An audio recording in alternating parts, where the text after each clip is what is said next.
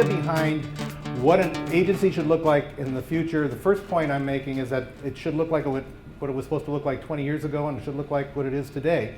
Relevant, differentiated, and substantive messaging, because some things don't change. The substantive part, however, gets to the authenticity word that we've been hearing a lot today.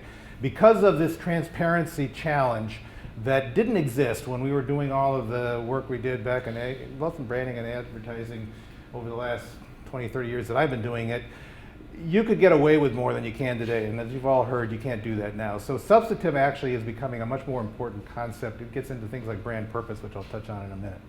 Secondly, informed, inspired leadership that turns all this big data talk into actual insights that are usable and that drives those insights across all the different platforms. Platforms have changed so dramatically, as you all know, since certainly I started in the business, and they're going to change even more dramatically between now and whenever 2020 hits us. The advertising agent is a particular passion of mine because I run into this a lot, not with everybody, but Howard, you're excluded from this, but many of the ad agencies that we work with tend to think still about it being all about the ads, and it drives me crazy because to me what you really need to be, if you want to be the advertising agent, if that's the right term anymore, maybe it really should be marketing communications maestro, someone who is the ultimate coordinator of what goes on in the marketplace.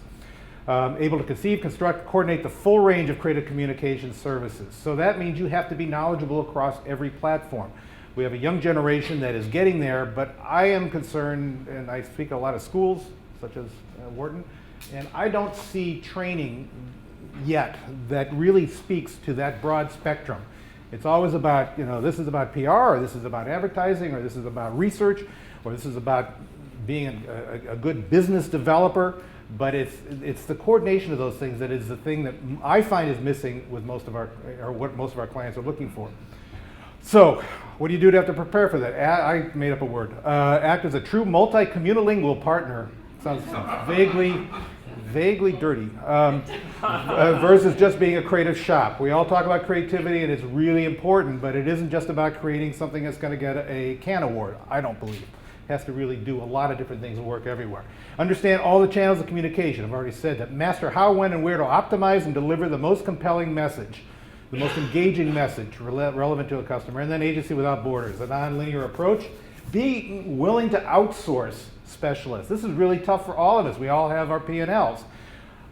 I can tell you, Landor would love to be experts at everything, and we know we're not. So we work best when we are able to be a little bit selfless in the service of a client and go to other members who are expert at different things and to get those people to work together. And the biggest challenge I have, even working at a great company like Y&R where the better together philosophy is supposed to work, is that we still find people not doing that, even though they've been technically trained. And it isn't just that, it's most any agency I've ever worked with. It's really tough.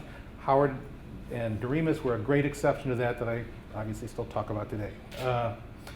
And then lastly, what are we doing? And the answer is not nearly enough at Landor, I will tell you. But we are working on this idea of, our brand philosophy is unleashing creativity to create a meaningful difference for our clients. What does that mean? Well, we really are trying to get at this idea of brand purpose.